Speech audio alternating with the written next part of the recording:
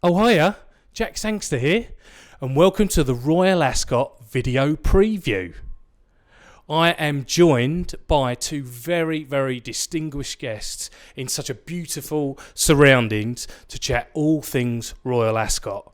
First up, Kevin O'Malley. Jack, how are you, sir? I'm very good. You're looking very nice. Could have had top hat and towels. Could have, but I kept it kind of smart casual That's for a nice day in the city. Oh, it's wonderful, isn't it? Yeah, And looking forward to next week. Oh, mate, can't wait. It's just 5 amazing days of racing. We've had an awful lot of rain over the last 48 hours. It's certainly been moist, hasn't it? It's been a bit moist, and we haven't had any word from the track, but hopefully all of that rain will drain off and we'll have a nice, even surface for all comers. Oh, God, definitely. And you'll have nice, good things for us over the next few minutes, no doubt. Plenty of juicy ones to talk about for sure. Lovely.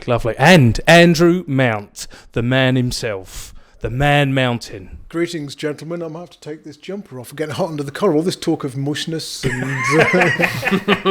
Definitely. Well, let me know when you do take your jumper off, and I'll take mine off as well, because obviously we are shirt jumper combo. But how have you been? Yeah, not bad. Thank you very much. Looking forward to next week, and hoping the weather forecast is correct. It says it's going to be bright and sunny for the entire week.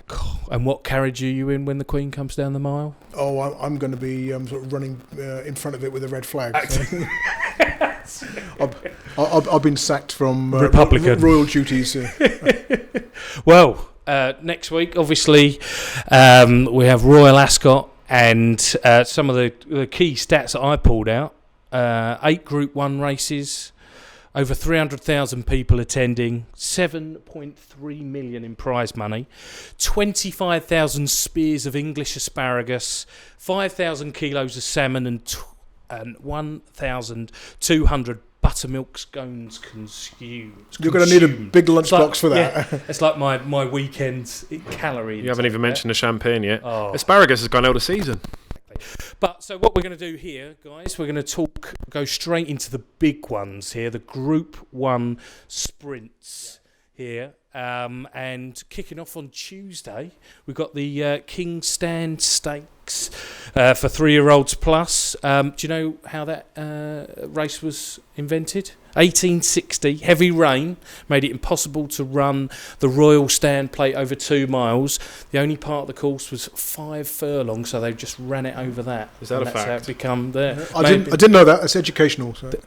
That's what I'm here for, absolutely, yes. So, obviously, previous winners, Takeover Target, Lady Aurelia, some big names there. We've got Batash leading the market at the moment. Kev, what are your thoughts?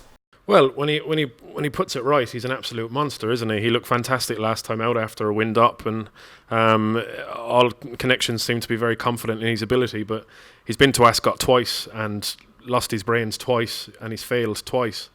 So, it's obviously a very big occasion. He's a very headstrong horse, and he's quirky. And, do you really want to be backing a horse like that at 5-2 in a race that's got quite a lot of depth to it? He wouldn't be for me, but Tash, they're also saying they're going to ride him differently. I'm not sure changing tactics is going to suit him either. So, the jury's out, but he wouldn't be for me at the prices. I think the most likely winner of the race is last year's winner, Blue Point. He was in really good form at Maidan earlier on in the year, so we know he arrives in good form. A lot of that Maidan form doesn't translate very well. No, it doesn't. But I mean, this lad he's 3 from 4 at Ascot, so he absolutely loves the place.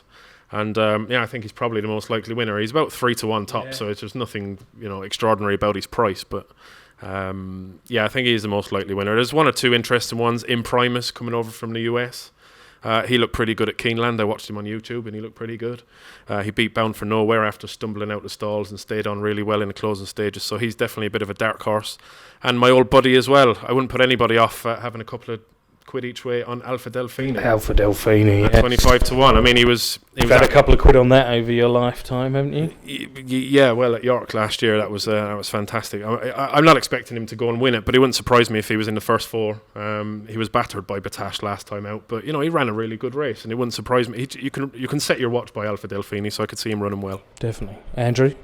Agree or disagree? Yeah, I've got to take on Batash just because of what's between his ears and the fact that he tends to go a bit loopy when there's a crowd near him at the likes of York and Ascot, particularly at Ascot. He went backwards after his reappearance win last year. and sort of left his race in the stalls here pretty much. And as Kev says, Charles Hills this week was talking about different tactics, but when you've got a sprinter who's used to blasting off from the front or near to the front, to then try and restrain him and ride him patiently because they think that's what they need at Ascot, I don't think it's going to suit him. You can see him being headstrong, pulling, getting worked up and blowing it again. Doesn't mean he's not a superstar. I think he is, but I don't think Ascot's his track. Like Kev, I'd rather be with Blue Point, last year's winner. I know he didn't win again in Britain after winning this race last year, but of course he seems to be better in the first half of the year, and he's won his first start back in Britain every single year, on the turf. So when he comes back from Dubai or wherever, so he's 3 from 4 at the track. The only defeat came in the Commonwealth Cup. So he's rock solid. He should be favourite for me. The 2-1 Batash, 3-1 Blue Point generally I think is wrong. I like Mabs Cross as well, last year's third. Now he's improved since finishing third in this race last year, and had an excuse for that third to Batash in the Temple Stakes. Reportedly lost his shoe that day, so I think we could see him getting closer as well this time. But it's a good race. Equilateral wouldn't be out of it as well, despite only finishing 12th in the Commonwealth Cup last time out. At Newmarket behind Mabs Cross, he was the first home for the low numbers, who raced down the middle of the track. The 3 of the first 4 home were drawn high and raced near that stand side rail, including Mabs Cross, although perhaps Mabs Cross, the odd wasn't in greatest form at the time, and he's still got more to offer. But Blue Point over Mabs Cross. Yeah, you're going to agree straight up. Yeah, Against Batash and Blue Point. Love that. Most likely winner, yeah. What a start. So you're going to agree on everything. I've been reading Kev's notes on the train, so I've not done any homework. Yeah, you stayed in the same hotel last night, maybe then. That's another story. Yeah. And another podcast entirely. Yeah. So on to Friday, Commonwealth Cup's been mentioned, 6 furlongs. Headline here, obviously, no Calax.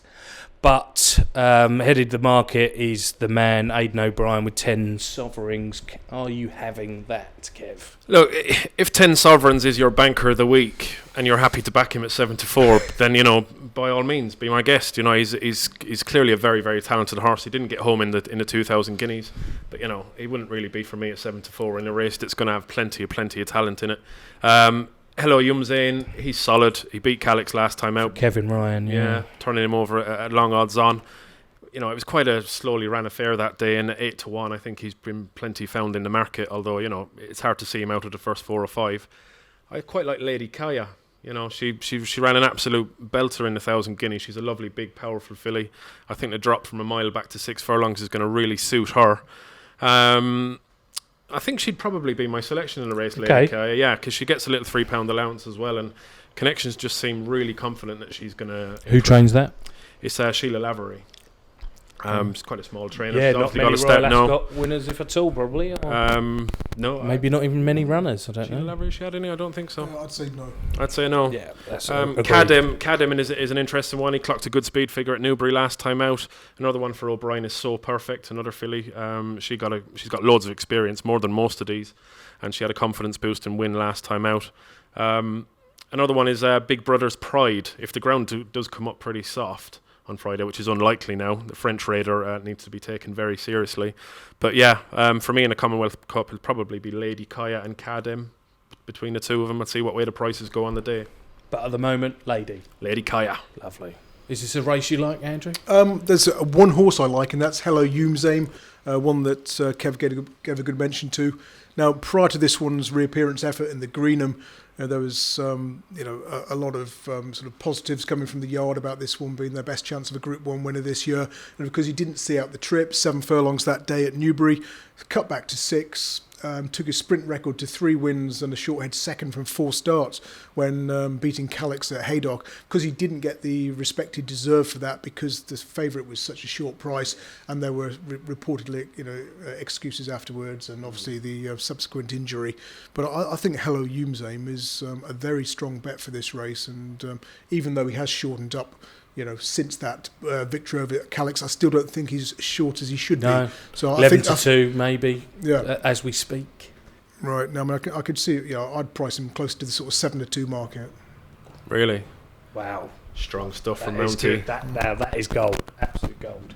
Kev, you going to say something there? Or? No. Just strong opinions for Mountie. I like it. I thought he was going to hit me over the head with that. He definitely moved it. He moved it that way, didn't he? Yeah, it's okay. In a threatening manner as well. We've got a few more races to go, so who knows? That's fine.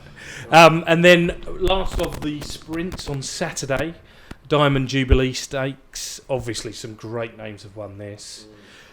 Star Spangled Banner and the infamous ride by Luke Nolan on Black Caviar. Who can forget that?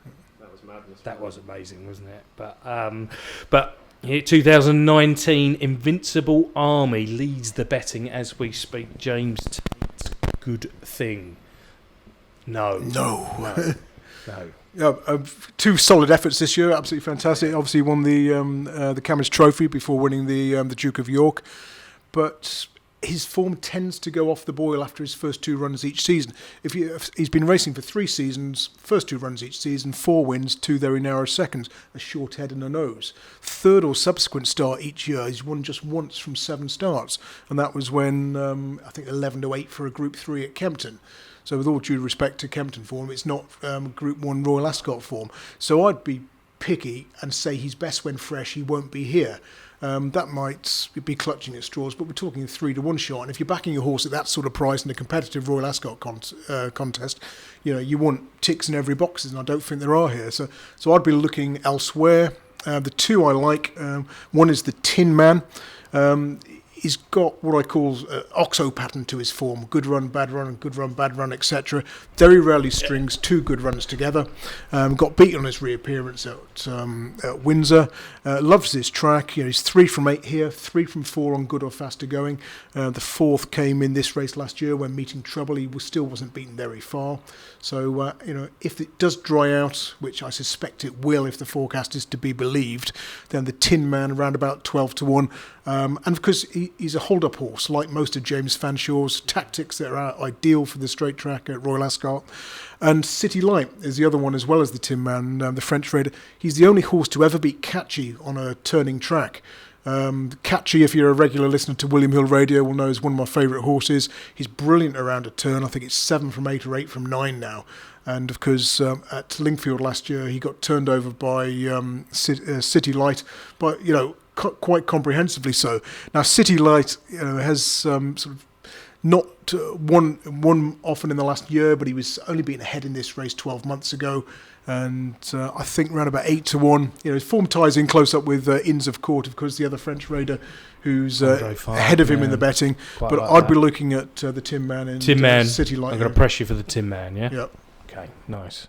Kev, what can I press you on? Yeah, I think Mountie's been a bit hard on Invincible Army. He was disappointing in the Commonwealth Cup last year, so that is it is a negative, but he was quite impressive on soft ground in the Pavilion Stakes before that. He beat Ektidar, who went on to win the Commonwealth Cup. Last time out at York, he wasn't particularly strong in the market, and I wasn't particularly sure what to expect from him, but I thought he was really impressive. He put some good horses to bed quite easily that day, and I think they've trained him more in mind with this race this year, so I know he's short enough in the betting, but 7-2 maybe. Yeah, I mean, if he puts it all together, I think it is there. It's his for the taking. Inns of Court, I think, is probably the biggest danger. He was highly tried over 7 furlongs and 8 furlongs last year, but he's made his mark over 6 furlongs and 5 furlongs this season. And I think he's a big player. City Light is another one. Obviously, he's as solid as they come. And Bound for Nowhere, Wes Ward was quoted as saying that this horse is breathing fire. That's the one that was breathing fire. Yeah, that's the one that's breathing fire in his. What a great statement! His preparation for this. You can only use it once, but that is a great statement. Wes Ward. We should have a Royal Ascot special on who's going to nick that phrase and use it for one of their horses next. I think I'll say that about my wife. But bottom line, my selection in the race would be Invincible Army, and if he goes off at a massive price on the day, 50, 66 or something like that, Projection, who was very disappointing in the Duke of York Stakes. You love that horse. I just love him. He's going to break me. But yeah, I think I'm pretty sure. Big price though. He will be. When he's got course form, he ran a cracker against the bias in the Wokingham a couple of years ago. I think he won the race down the stand side.